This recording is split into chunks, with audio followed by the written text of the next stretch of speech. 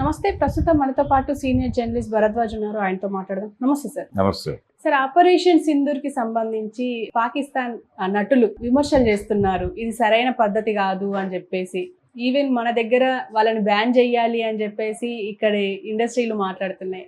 దీని గురించి మీరేం చెప్తారు? అంటే పర్సనల్ ఒపీనియన్స్ కూడా చేయటానికి అవకాశం లేనటువంటి ఒక విచిత్రమైన పరిస్థితి ఉంది ఇక్కడ. అంటే ఇప్పుడు జరుగుతున్నటువంటి దాడి అని ఏదైతే చెప్తున్నారంటే ఆల్రెడీ ఒక అటాక్ జరిగింది భారత్ మీద. కాశ్మీర్లో పహల్గాంలో ఒక ఇన్సిడెంట్ జరిగింది. ఒక 27 మందిని చంపేశారు వచ్చి, చాలా బ్రూటల్గా. వాళ్ళ మతం ఏమిటి ఇవన్నీ అడిగి చంపారు. చాలా కిరాతకంగా జరిగింది. కిరాతకము అనే పదం వాడటం కూడా తప్పే జరిగింది. చాలా అమానుషంగా చంపారు. చంపిన తర్వాత దాని మీద దేశవ్యాప్తంగా నిరసన వ్యక్తమైంది. కానీ ఇమ్మీడియట్గా వ్యక్తమైనటువంటి అభిప్రాయం ఏంటంటే పాకిస్తాన్ మీద దాడి చేయాలి, పాకిస్తాన్ మీద సర్జికల్ దాడులు జరగాలి అని. కానీ ఆ సంఘటనకి బాధ్యత మాది అని చెప్పి ఒక ఆర్గనైజేషన్ ప్రకటించుకుంది. రెసిస్టెన్స్ ఫ్రంట్ అనేటువంటి ఆర్గనైజేషన్ ఈ దాడి మేమే చేశాము అని ప్రకటించింది. ప్రకటించే క్రమంలోనే వాళ్ళు ఇంకో మాట అన్నారు. అంటే అసలు ఎప్పుడు పుట్టింది ఈ సంస్థ అనేది వెరిఫై చేస్తే వాళ్ళు చెప్పినటువంటి మాటల ప్రకారం ఆర్టికల్ 370 రద్దు తర్వాత ఆవిర్భవించినటువంటి సంస్థ అని చెప్తున్నారు. కాబట్టి దీని నుంచి మనకు అర్థమయ్యేది ఏంటంటే అది కాశ్మీర్లోనే ఉంది అది ఆ సంస్థ. కాబట్టి అది ఎక్కడుంది, దాని మూలాలు ఏమిటి అనేది పట్టుకోవాలి. ఒకవేళ దానికి వీళ్ళు సహకారం అందించి ఉండొచ్చు. జైషే మహమ్మద్ కావచ్చు, లష్కర్ తోయిబా కావచ్చు, సహకారం అందించి ఉండొచ్చు. వాళ్ళ సహకారంతో పాటు లోకల్స్ సహకారం కూడా ఉంది ఆ చర్యకి. ఆ లోకల్స్ సహకారం ఎలా పొందగలిగారు అనేది ఆలోచించాలి వాళ్ళు. ఎవరు ఆలోచించాలి? భారత ప్రభుత్వం ఆలోచించాలి.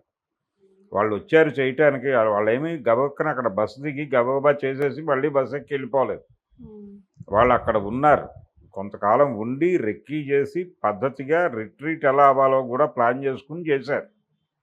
ఇంత ఆర్గనైజ్డ్గా చేశారంటే లోకల్ పీపుల్ సపోర్ట్ ఉంది వాళ్ళకి. లోకల్స్ ఉన్నారని కూడా చెప్పారు కాబట్టి ఇది సీరియస్గా పబ్లిక్లో ఎక్కడో ప్రభుత్వం పట్ల వ్యతిరేకత ఉంది. ఆ వ్యతిరేకత ఉండటానికి కారణం ఏమై ఉండొచ్చు అనే పరిశోధన చేస్తే మనకు అనిపించే విషయం ఏంటంటే కాశ్మీర్లో శాంతి తీసుకొచ్చామని చెప్తున్నారు వీళ్ళు. ఈ శాంతి తీసుకొచ్చినటువంటి మార్గం హింసాత్మకంగా జరిగింది. అనేక మందిని చంపేసి, ఉగ్రవాదుల పేరుతో అనేక మందిని చంపేసి, నిజమైన ఉగ్రవాదులను కూడా చంపుంటారు. కానీ ఆ అకౌంట్లో కొంతమంది సివిలియన్స్ కూడా చనిపోయి ఉంటారు. బలవంతంగా నోరు నొక్కి తమ అనుకున్నటువంటి పద్ధతిలో అణిచివేత కొనసాగించి అణిచేసి శాంతిని తీసుకొచ్చాం మేమని చెప్పి కార్పొరేట్లకి కాశ్మీర్ని అప్పచెప్పడం అనే ప్రోగ్రాంలో భాగంగా కేంద్ర ప్రభుత్వం ఒక కార్యక్రమం నిర్వహించింది. అందులో భాగమే ఈ ఆర్టికల్ 370 రద్దు. ఇవన్నీ వీళ్ళ అణచివేత చర్యల మీద ప్రజల్లో ఎక్కడో చిరాకు ఉంది. ఆ చిరాకు ఉన్నటువంటి ప్రాంతం వాళ్ళు ఒక రకంగా అవతల వాళ్ళకు ఉపయోగపడుతున్నారు. ఇది ఎప్పుడైనా జరుగుతుంది. కాబట్టి ఇది కాదు పద్ధతి. జరిగినటువంటి దాడి నుంచి గుణపాఠం తీసుకుని మనం చేయవలసిన పని పాకిస్తాన్ మీద యుద్ధం చేయటం కాదు, ఉగ్రవాద శిబిరాల మీద దాడి చేయటం అనేది మంచి పద్ధతే. అది జరుగుతోంది, ఓకే, దాంతో ఎవరికీ ఇబ్బంది లేదు. కానీ పాకిస్తాన్ వ్యతిరేక ప్రచారము, పాకిస్తాన్ని ఏ క్షణమైనా సరే మనం నిర్మూలిస్తాము, తీసేస్తాము ఆ లెవెల్లో మాట్లాడటం, యుద్ధం పాకిస్తాన్తో అని ప్రకటించటం, ఇలాంటివి కొంత ఇబ్బందికరమైనటువంటి కార్యక్రమాలు. వీటికంటే కూడా ఇక్కడ ఎందుకు మద్దతు ఇస్తున్నారు, ఈ ప్రజల్లో ఎందుకు భారత ప్రభుత్వం పట్ల వ్యతిరేకత ఉంది అనేది పరిశోధించి వాళ్ళకి కావలసినవి ఏమిటో, వాళ్ళ కోరికలు ఏమిటో కనుక్కుని వాటిని తీర్చి వాళ్ళల్లో అసంతృప్తి పోగొట్టడం అనే కార్యక్రమం చేస్తే వాళ్ళు తిరిగి వాళ్ళే ఎదుర్కొంటారు. ఎవరైనా వచ్చి షెల్టర్ అడిగితే వాళ్ళే పట్టిస్తారు, వాళ్ళే చంపేస్తారు. ఆ పరిస్థితికి వాళ్ళని తీసుకెళ్ళాలి కదా, ఆ ధైర్యం ఇవ్వాలి కదా, ఆ మానసిక స్థైర్యం. మనం ఒకటే అనేటువంటి ఫీల్ని వాళ్ళలో కలిగించడంలో ఎక్కడో ఫెయిల్ అయ్యారు. వాళ్ళు కూడా వ్యతిరేకంగానే రియాక్ట్ అవుతున్నారు భారత ప్రభుత్వానికి. ఇంటర్నల్గా బయటకు అంటలేదు, కానీ వాళ్ళ అంతరాంతరాల్లో ఎక్కడో వ్యతిరేకత ఉంది. ఆ వ్యతిరేకత ఉండటం వల్ల వాళ్ళు సపోర్ట్ చేస్తున్నారు. దీని మీద పరిశోధన చేయకుండా ఊరికనే పాకిస్తాన్ వ్యతిరేక ఉన్మాదాన్ని రెచ్చగొట్టడం ద్వారా రాజకీయ లబ్ధి పొందడానికి భారత ప్రభుత్వం ప్రయత్నం చేస్తూ ఉన్నది. ఇది జరుగుతున్నటువంటి పరిస్థితి. ఈ నేపథ్యంలోనే ఇప్పుడు ఇక్కడ ఉన్నటువంటి పాకిస్తానీ నటులందరినీ బ్యాన్ చేసేయాలి, వాళ్ళందరినీ వెనక్కి పంపించేయాలి. ఇక్కడ ఉంటున్నటువంటి పాకిస్తాన్ వాళ్ళందరినీ ఐడెంటిఫై చేసి వెనక్కి పంపించేయాలి. ఇప్పుడు ట్రంప్ గారు మొన్న చాలామంది భారతీయులను అక్కడి నుంచి యుద్ధ విమానాలు లాంటివి ఎక్కించి పంపించేశాడు. అలాగే పంపించేయాలి. ఇక్కడ ఉన్నటువంటి ఎవరో ట్రీట్మెంట్ తీసుకుంటూ ఉంటారు ఇక్కడికి వచ్చి, పాకిస్తాన్కి చెందిన వాళ్ళు ఏదో దారుణమైన రోగానికి. ఆ హాస్పిటల్లో పాకిస్తానీ గారే నమోదై ఉంటుంది అతని పేరు. అతని వైద్యం ఇమ్మీడియట్గా అతనికి ఎక్కిస్తున్న సిరంజీలు అని లాగేసి వెనక్కి పంపించాలి అన్న లెవెల్లో మాట్లాడేస్తున్నారు చాలామంది. అందులో భాగంగానే సినిమా యాక్ట్రెస్ మీద కూడా నడిచింది. అయితే ఇప్పుడు ఎవరిని మీద అయితే టార్గెట్ చేశారో, ఎవరినైతే వెనక్కి పంపించాలని సినిమా యాక్ట్రెస్ అంటున్నారు, అందులో ఒక ఆర్టిస్టు ఈ జరుగుతున్నటువంటి నిన్న మొన్న జరిగినటువంటి దాడులకు సంబంధించి ఇది పిరికి చర్య అనేటువంటి వ్యాఖ్య చేశారు ఎక్కడో సోషల్ మీడియాలో వాళ్ళ అకౌంట్స్లో అనే దాన్ని హైలైట్ చేసి, ఇలా మాట్లాడుతున్నా కానీ వీళ్ళని ఎందుకు బేర్ చేయాలి, ఇక్కడ ఇమ్మీడియట్గా వీళ్ళని పంపించేయాలి అనే డిమాండ్ ఎవరు చేస్తున్నారు? అఖిల భారత సినిమా వర్కర్స్ యూనియన్ వాళ్ళే చేస్తున్నారు. కాబట్టి యూనియన్ తాలూకా గొడవ ఇది. యూనియన్ నుంచి వచ్చినటువంటి డిమాండ్ వాళ్ళని పంపించేయాలి, ఎందుకంటే నెగిటివ్గా మాట్లాడుతున్నారు అని.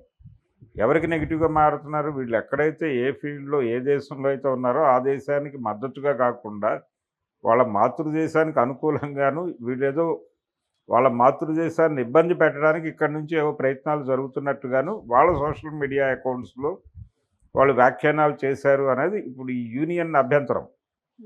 అందుకని వీళ్ళు దేశద్రోహులు, వీళ్ళని ఇమ్మీడియట్గా పంపించేయండి అని డిమాండ్ చేస్తున్నారు. దానిలో ఉన్నటువంటి వాస్తవాలు ఏమిటి, వాళ్ళతో మాట్లాడించటం, వాళ్ళని విచారించడం లాంటి కార్యక్రమం ఏదైనా చేసి ఎక్కడన్నా కమ్యూనికేషన్ గ్యాప్ ఉంటే సెటరైట్ చేసి వాళ్ళని ఇక్కడ బతకనివ్వచ్చు.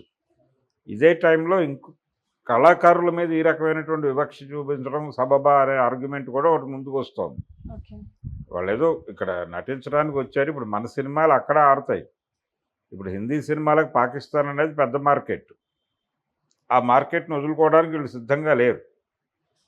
అందుకని పాకిస్తాన్లో ఆడేటువంటి హిందీ సినిమాల్లో నటించడం కోసం వాళ్ళు వస్తూ ఉంటారు. ఇక్కడికి వచ్చి వాళ్ళ తిప్పలేవో వాళ్ళు పడుతున్నారు.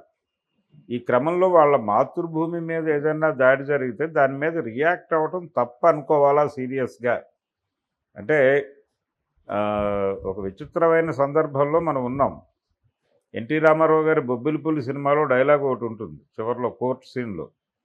ఆయన అడుగుతాడు జడ్జి గారిని, జడ్జి గారు నేను యుద్ధంలో, అంటే అంతకుముందు సైనికుడు ఆయన, నేను యుద్ధ రంగంలో దాదాపు 1000 మందిని చంపాను, చంపితే నాకేమో బిరుదు ఇచ్చి సన్మానం చేశారు అప్పుడు. ఇప్పుడు ఒక 4-5గురిని చంపాను, బయటకు వచ్చి నాకు ఉరిశిక్ష ఎలా వేస్తారు అని అడుగుతాడు. అడిగితే యుద్ధ రంగంలో మీరు చంపింది మన దేశానికి శత్రువుల్ని అంటాడు జడ్జి గారు. మన దేశానికి శత్రువులే యువర్ ఆనర్, కానీ వాళ్ళ దేశానికి దేశభక్తులు అయి ఉండొచ్చు కదా అంటాడు ఆయన. అంటే అయి ఉండొచ్చు అంటాడు ఆయన. అయి ఉండొచ్చు అంటారు ఏంటండి, నిజమే అయి ఉంటుంది కదా, వాళ్ళు డెఫినెట్గా వాళ్ళ దేశం తరఫున ప్రాణాలు కోల్పోయారు, వాళ్ళ దేశంలో దేశభక్తులే వాళ్ళు, మనకి దేశద్రోహులు అని చెప్పి మనం చంపేశాం. ఏదో ఒక దేశానికి దేశభక్తుడైన వాడిని చంపేస్తేనేమో నువ్వు బిరుదిస్తావు, నీ దేశానికి ద్రోహం చేస్తున్నారు అని చెప్పి చంపేస్తే నీ దేశం వాళ్ళు కాబట్టి నాకు ఉరిశిక్షేస్తావు, ఇది ఎలా కరెక్టు అని అడుగుతాడు. అదే ఆర్గ్యుమెంట్ మీద సినిమా నడుస్తుంది. బొబ్బిలిపుల్లి సినిమాలో ఇదే కీలకమైన ఆర్గ్యుమెంటు. ఈ సందర్భంలో అంటే ఈ పాకిస్తానీ వాళ్ళని వెళ్ళిపోవాలి, ప్రతి వాళ్ళని పంపించేయాలంటే ఒక రకంగా యాంటీ పాకిస్తాన్ ప్రచారం అనేది అన్వాంటెడ్గా జరిగిపోతుంది. ఈ అన్వాంటెడ్ ఎమోషన్స్ రైజ్ చేయటం అనే ప్రయత్నం ఆపాలి. ఎమోషన్స్తో ఆడద్దు. జరిగినటువంటి వ్యవహారం మీద ఫోకస్ పెట్టండి. ఎవరు చేశారో ఇప్పుడు ఆ రెసిస్టెన్స్ ఫ్రంట్ వాళ్ళ మీద ఏమైనా దాడులు జరిగాయో అవి చెప్పండి. అసలు ఎక్కడుందా ఆర్గనైజేషను, నిజంగానే ఉందా, అదొక ఫేక్ ఆర్గనైజేషనా, లేకపోతే వాళ్ళే ఆ పేరుతో అలాంటి ప్రకటన చేశారా, జైషే మహమ్మదో లేకపోతే లష్కరే తోయిబానో ఆ ప్రకటన ఇచ్చారా, దానికి సంబంధించి మీ దగ్గర ఉన్నటువంటి మీ ఇంటెలిజెన్స్ నిఘా వర్గాలు చెప్పినటువంటి సమాచారం ఏమిటి, దానికోసమే ఈ దాడులు జరిగాయో, 100 మందిని చంపేశామని చెప్తున్నారు.